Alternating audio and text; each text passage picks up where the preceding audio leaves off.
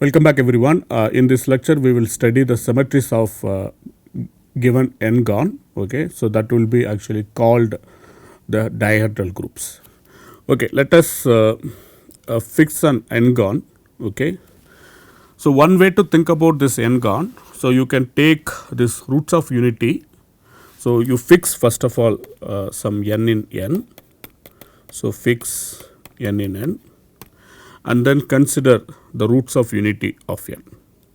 So consider this un, this is those z in C such that z power n is 1. Okay. So then we know that there are n distinct roots for this equation x power n equal to 1. So let's label them. So you label them as 1 omega, omega square and so on, omega power n minus 1. Note that omega power n will be 1. Okay. So if you plot them in the unit circle, then you just connect them with an edge, then what you get is n-gon. So you draw this unit circle.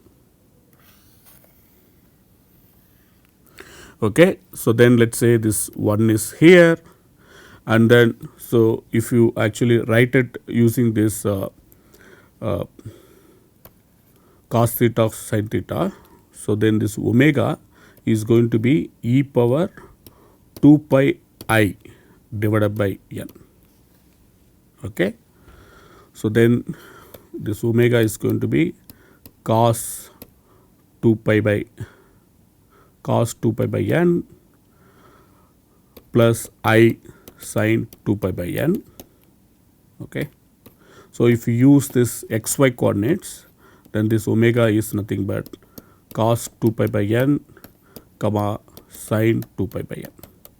So this is your omega.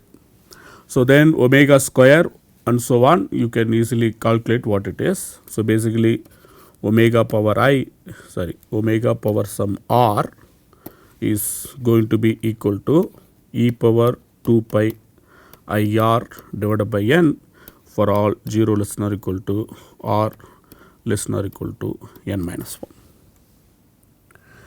Okay. So these points that you can plot it in circle S1. So then you can see that, so this is going to be your omega. So that makes angle 2 pi by n. Okay. You take this 1 and rotate this 1 in counterclockwise direction, and then by the angle 2 pi by n, then you get this omega. So this is how you get. So you rotate r, so 2 pi by n. So this is the angle. Okay, rotation about the origin in the counterclockwise direction. Okay, so then you get from 1 to omega you get. So then again you do the same rotation, and then if you apply again, so then what you get is omega square. So that is going to be again angle between omega and omega square will be again 2 pi by n, and the angle between 1 and omega square, that will be 4 pi by n. So then you plot it this way and so on, then you will be having this omega power n minus 1 here. Okay, so this is how you plot all this omega square and so on this unit circle S1. So then what you do to get this n-gon, so we are talking about this regular n-gon. So in particular the distance between successive vertices, that should be same. So that means, so the distance between 1 and omega, and the distance between omega and omega square, omega cube and so on. So they all must be same. Okay, and again the distance between 1 and omega power n minus 1, they all must be same. If you connect them by edges, okay, then you can see that what you get is this n-gon. So the distance between omega r and omega r plus 1 should be same as the distance between 1 and omega. Okay, so now you got this n-gon. So what we want to understand? We want to understand the symmetries of this n-gon. So what is the meaning of that? You collect all the symmetries of this R2 that leaves this n-gon invariant.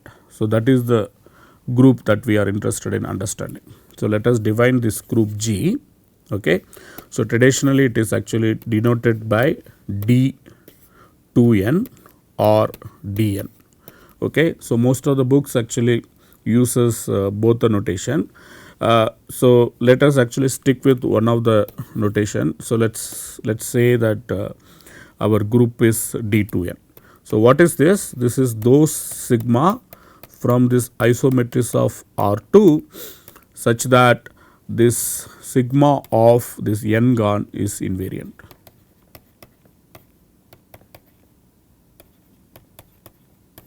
Okay. So now note that because it is actually fixes, okay, so it has to actually just maps this n-gon to n-gon, okay. So then the vertices of this n-gon must be mapped to the vertices of n-gon. So we call this 1 omega, omega square, etc., omega power n minus 1 as these vertices of n-gon. Okay, so let us actually relabel just for our own purpose. Okay, so what we are going to do, so we just rotate this n-gon and then we just write it as follows, so that our understanding of this n-gon becomes clear. Okay, so draw this circle and then the plot these vertices. Now instead of labeling them 1 omega, omega square, what we are going to label? We label them as 1, 2, 3 and we label them in the clockwise. Okay, so 1 and then you have 2 and then you have 3 and then you have 4, and similarly by symmetry you have here this side n and then n minus 1 and then n minus 2. So now you connect them using the edges, then you get your n-gon.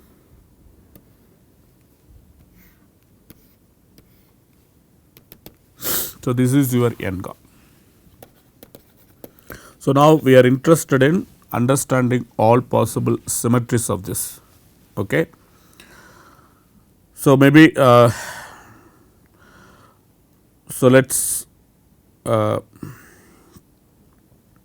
let's try to understand one thing. Okay, maybe I will leave it as exercise to verify. So this is something very easy exercise. So if we have a sigma coming from this isometries of R2 and then it fixes, let's say, this n-gon.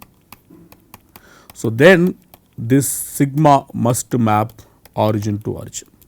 Okay, so that is very important because this n-gon is a symmetrical object around this origin. Okay, so by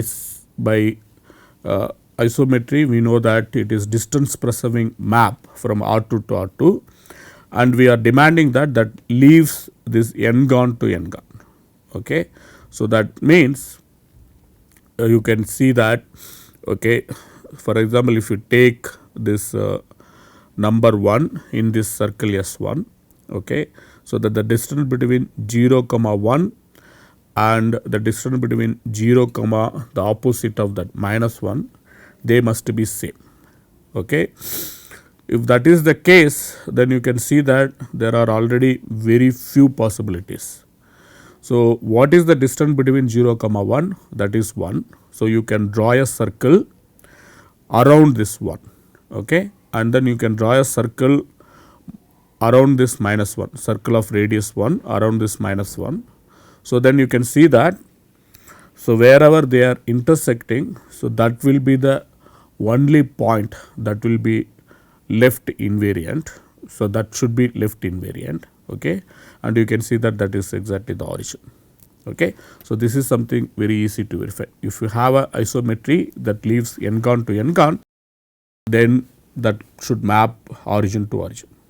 So now once you know that it is actually mapping origin to origin, so then we have more information about that isometry. In particularly that isometry comes from actually this orthogonal maps of this R2, that is O of R2. So, this is coming from O of R2 such that it leaves n-gon to n-gon. So, now if you think about it, we already seen that what are all the possible orthogonal maps for given sigma in O of R2. So, we know that this sigma is associated with some theta. So, there exists theta of sigma. So, that theta is in between 0 and 2 pi, strictly 2 pi, such that either this sigma is a rotation which is cos theta of sigma, sin theta of sigma, minus sin theta of sigma and then cos theta of sigma, or it is actually a reflection. So, that is again cos theta of sigma, sin theta of sigma and then here sin theta of sigma and then minus cos theta of sigma. Okay. So, it has to be either rotation, again rotation means rotation about origin, or a reflection, again reflection about the line passing through origin. So, both are linear maps. So, they actually leaves this n-gon invariant. So, such maps only we are interested in studying. So, now if you think about it, so for example, if you take this rotation about this angle 2 pi by n, okay, rotation by 2 pi by n with respect to this origin. So, that is going to leave this n-gon invariant. So, that is for sure. Okay. So, if you just rotate with respect to origin, so this rotation r again by 2 pi by n, so that is going to leave this n-gon invariant. Now, there is another important element from this d2n, what it is. So, you can draw this line that passes through this vertex 1 and origin. Okay. So, draw this line. So, then you can reflect with respect to this line. Then again this n-gon will be actually invariant. Let us call that is rho. Okay. So, what this rho does? So, let's try to explain. So, here your 1 is there, here 2, here 3, here 4 and then here you have n, here n minus 1 and n minus 2. Now, you draw this line which passes through 1 and then 1 means the first vertex and the origin 0. So, by rotating the plane you can assume this 1 is your actual 1 on the x axis, not a problem. But anyway, you take this line that passes through 0 and 1, you reflect with respect to this line, you call that is operator rho, then you can see that that actually leaves this n-gon invariant.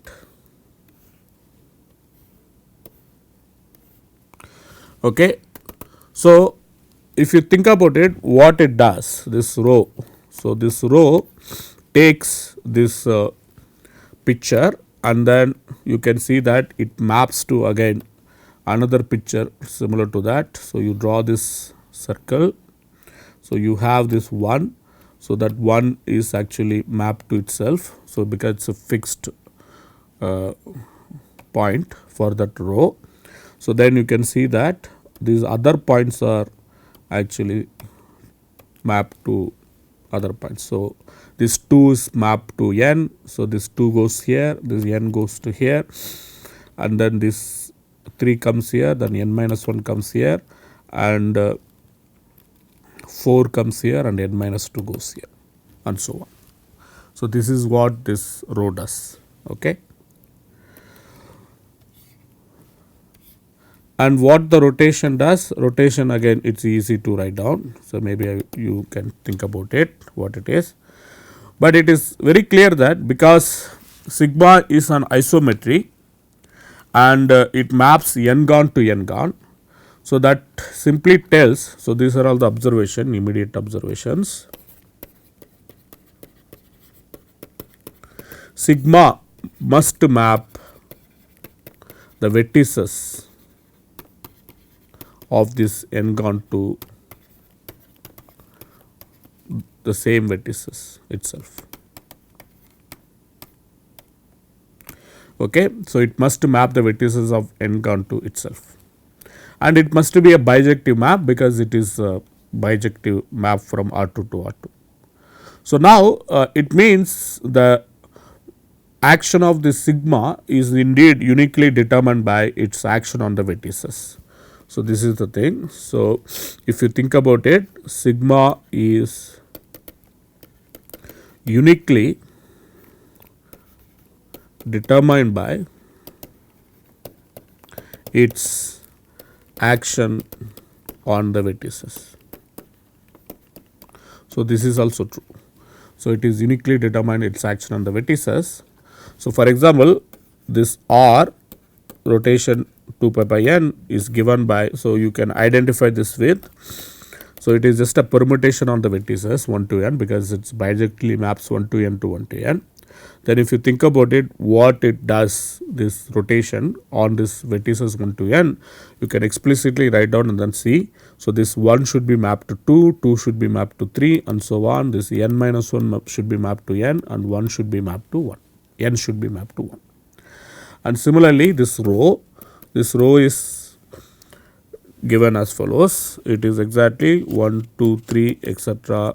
n minus 1 n, and then 1 should be fixed and 2 should be mapped to n, 3 should be mapped to n minus 1 and so on, and this n is mapped to 2, n minus 1 mapped to 3.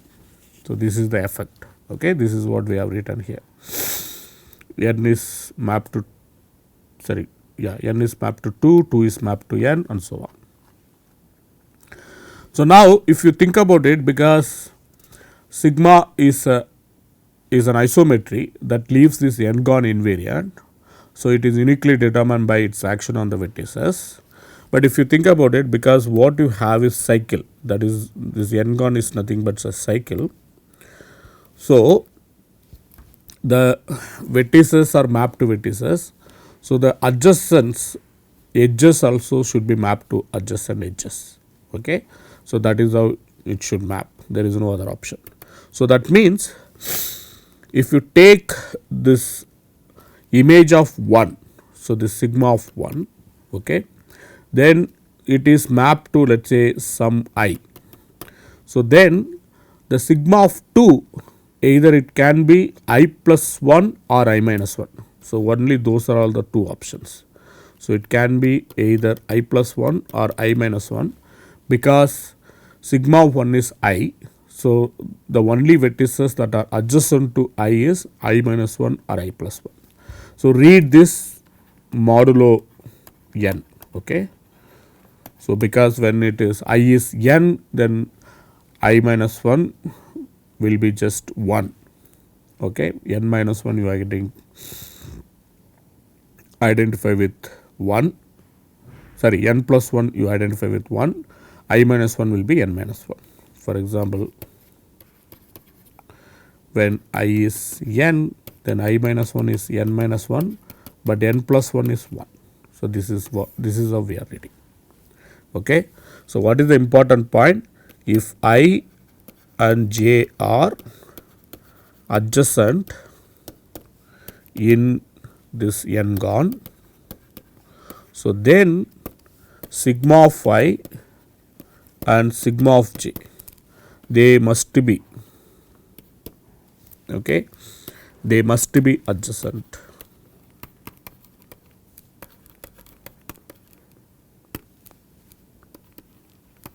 In again the n-gon.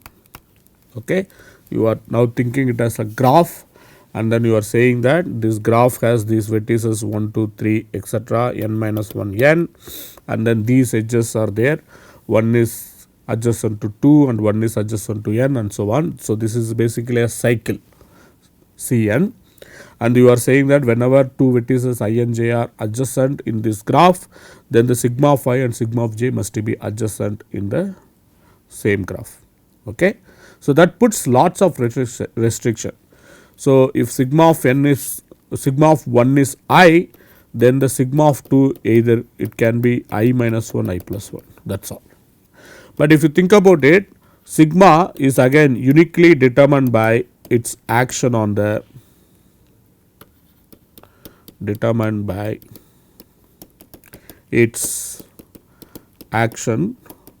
vertices 1 and 2.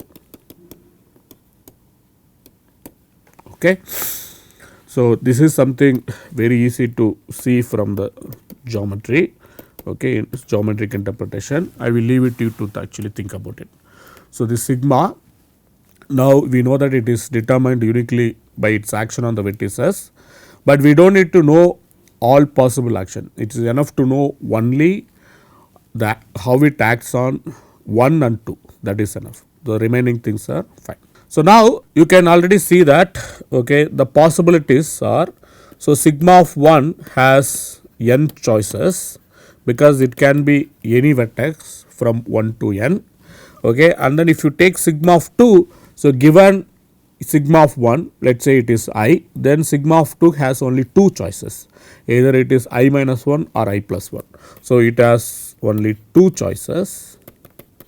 So, this thing implies that the total number of choices for sigma is at most 2n. So, the number of choices for sigma is at most 2n, because sigma of 1 has n choice, sigma 2 has 2 choice. So, the total number of sigma must be 2n, because sigma is uniquely determined by its action on sigma of 1 and sigma of 2. So, this proves that the cardinality of this D2n, that the group can be at most to 2n. So, this is what very important. Okay. But note that we already established this R and rho, they are two elements of this D2n. Okay. So, one is a rotation, this is a rotation about the origin by this 2 pi by an angle, and this is a reflection with respect to a line. So, reflection again with respect to the line L. So, that L is drawn in this. Okay. So, this is our L.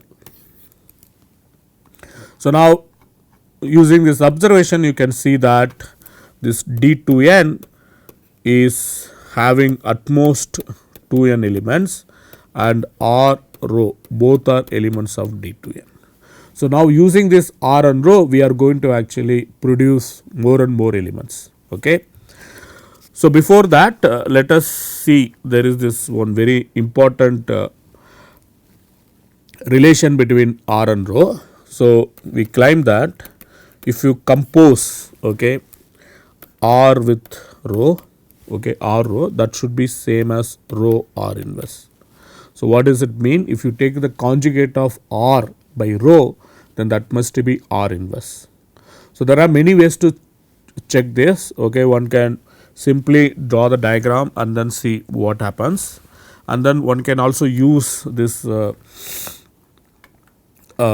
interpretation of this R and rho in terms of this permutation. Okay.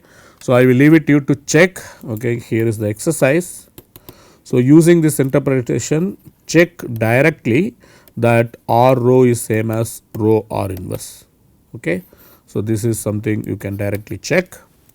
So, now I will just demonstrate this relation using the diagrams. So, now you can see that if you take this diagram 1, 2, 3 etc. n minus 1 n. So, then if you apply rho, then what do you get? You get a similar thing. So, rho is a reflection. So, 1 is fixed, then n is mapped to 2. Okay. So, this is n, this is 2, this is n minus 1, this is 3 and this is n minus 1. So, this is what you get. So, this is by applying rho. Now, apply R, then what you get? You get, so you are rotating counterclockwise. So, counterclockwise by 2 pi by n. So, then this n will go here and then 2 will go here, 1 will go here, and this will be n minus 1, this will be n minus 2. So, this is going to be your rotation.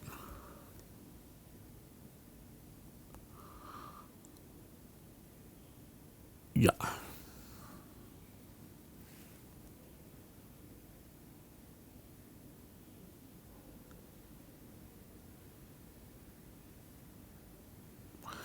Okay. So now, okay. So let me. But I wrote this rotation in the clockwise.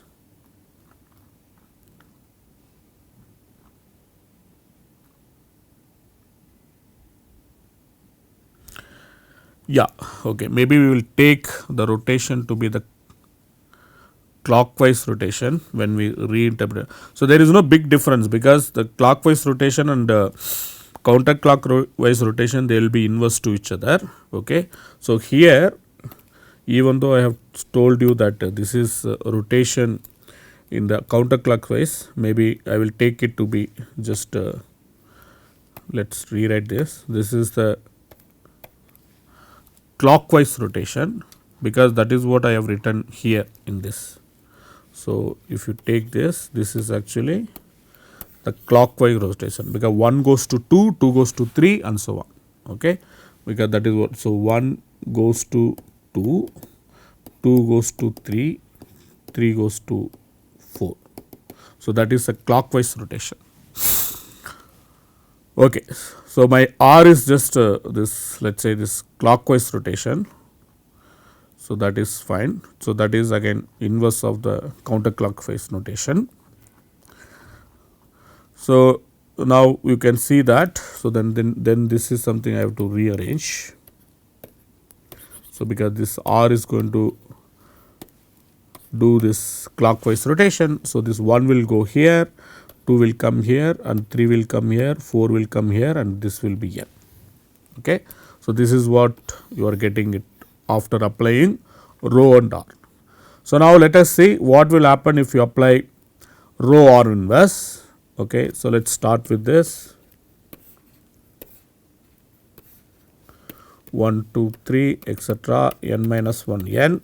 So now you apply first R inverse. So R inverse is the counter clockwise rotation. So that means this 2 goes to 1. So 2, 3, 4, 1 n. This is what you get. So now you just apply rho on this. So then you can see that this 2 goes to, this 2 is fixed, and 1 goes here, 1 goes to 3, 3 goes to 1. So you can see that. So this is 1, this is 3, and this is 4, this is here. So now let's try to match these two diagram. So here it is 2, here it is 2, and then here it is 1, here it is 1, here it is 3, and here it is 3. So rest of the things will be same. Okay. So once 1 and 2 where it is mapped is fixed, then it is clear that rest of the things are also fixed. So that is why, so this is going to give you the same isometries of n-gon. So that proves that R rho is same as rho R inverse. So like I said, this you can verify using this permutation representation. Okay, there is no issue. Okay, so now we have this rho or rho. So this is same as rho or rho is R inverse. So now using this, you can immediately check that if you take R power some L and then rho, then that is going to be exactly equal to rho R power minus L. So this is just by induction. Okay, so this is true for any L. So now let us check this. So by induction, so L equal to 1 we verified. Let us say for L equal L plus 1 we want to do. So this is going to be R times R power L rho, but R power L rho will be R times rho R power minus L. So which is going to be rho R power minus L plus 1. Okay. So, this is going to be plus 1 and then you will get this minus 1.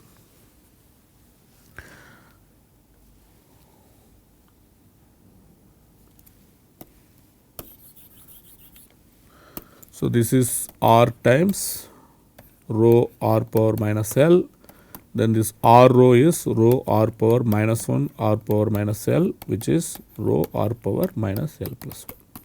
So, this is what we wanted to prove. So, now this says that D2n contains this R power, let us say k rho power L, where 0 less than or equal to k less than n and then L is 0 comma 1. So, all these elements are there for sure. Okay. So, now if you think about it, this R power k rho power L cannot be R power k dash rho power L dash. If this is equal, then if and only if we can prove that the tuple KL must be same as k dash L dash. So, why this is the case? So, one way is obvious, let us prove the other way. If R power k is R power k rho power L is same as R power k dash rho power L dash, let us assume k is greater than or equal to k dash, then that would imply that R power k minus k dash is same as rho power L dash minus L. But if you think about it, one side is rotation, again these are all rotation about origin, and the other side is a reflection. It is either reflection or identity. Okay, this is either identity or a reflection, and here also this is either identity or a reflection. But rotation cannot be equal to reflection, because the determinant of the reflection is 1 and the determinant of a reflection is minus 1. So, that means this forces that both of them must be identity, there is no other option. Okay. So, because rotation has determinant 1, the reflection has determinant minus 1. So, that means both of them cannot be non-trivial. So, that means, so this has to be equal to identity. Okay. So, that would prove that k equal to k dash. So, once you know k equal to k dash, then rho L dash minus L is identity, that would say that L dash equal to L. Okay, because both L and L dash they are coming from 0 comma 1, that is why they are same. So, now this says that all these tuples they are all okay giving you distinct elements here in the right hand side, but we already know that the cardinality of D2n is at most to 2n. So, that forces that D2n must be same as this R power k rho power L, where 0 less than or equal to k less than or equal to n minus 1 and L is 0 or 1. Okay. So, these are all possible symmetries of this D2n, and it is easy to write down what are they. For example, if L equal to 0, then R power k is a rotation, again clockwise rotation about the angle 2 pi k by n. Okay, this is a rotation in clockwise, not the anti-clockwise, by the angle 2 pi k by n, and then if you take R power k rho, so this is going to be reflection. Okay, again reflection about some line that passes through origin. Okay, because the determinant of this, the determinant of R power k rho is going to be determinant of R power k, which is 1 times determinant of rho, which is minus 1. Okay. So, I will leave it to you to actually check what will be the physical interpretation of all of them. So, rotation is very easy to understand, because this is just clockwise rotation by 2 pi by k n. So, now you need to understand what happens if you apply R power k rho. It is a reflection. So, you can see that it has to be a reflection about a line that passes through origin and some vertex. Okay. So, like we did, we took a line that passes through vertex 1 and origin. Similarly, you can take any line that passes through origin and some vertex. okay, and then you can reflect with respect to that. So, that is going to be again your isometry of this n-gon.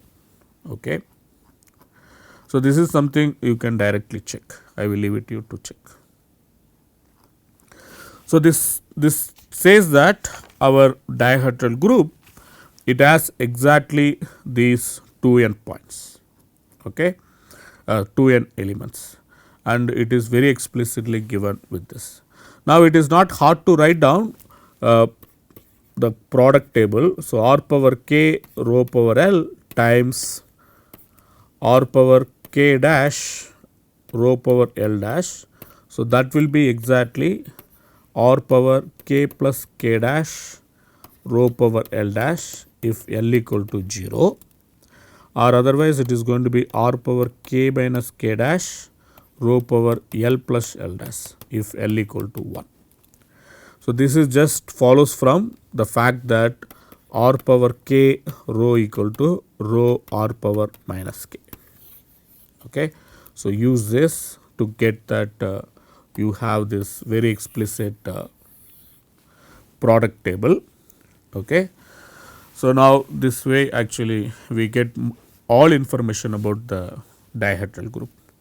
So, I will actually end with one exercise. Okay. Here is another matrix interpretation of these dihedral groups. Okay. If you take this GL2C, so then one can naturally embed this D2N inside this GL2C.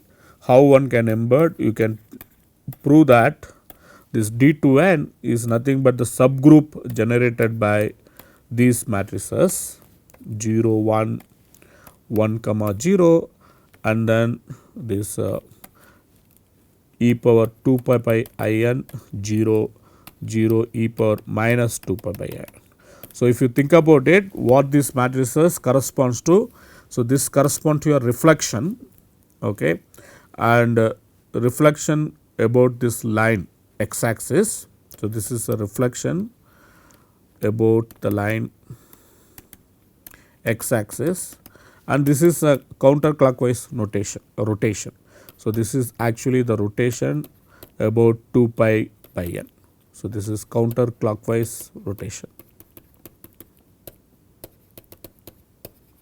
And note that both of them are actually linear operators that fixes origin, and they are isometries of R2 that leaves this n-gon, which is obtained from this roots of unity 1 omega omega square etc.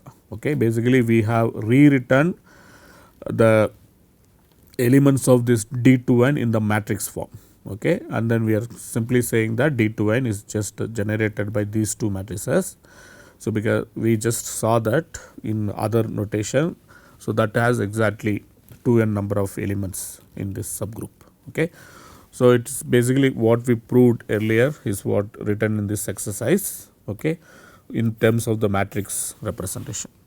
So, you can directly prove that the D2N is naturally isomorphic to subgroup generated by these two. So, similar to this, you can also check D2N is subgroup isomorphic to these two generated by these two permutations 1 to n, where 1 goes to 2, 2 goes to 3 etc., n goes to 1. So, this is the rotation R, and then you have this reflection. So, where 1 is fixed, 2 goes to n, 3 goes to n minus 1, and then n goes to 2. Okay. So, this is the matrix permutation representation of D2N. So, this is a subgroup of Sn. Okay. So, there are two different way of identifying D2N. So, we can embed D2N inside GL2 of C by looking at the subgroup generated by these two matrices, or you can embed D2N inside Sn by looking at this permutation representation. Okay. So, with this I will stop now, and then we will continue to actually understand abstractly this this dihedral group in the next class. Okay, I will stop here. Thanks.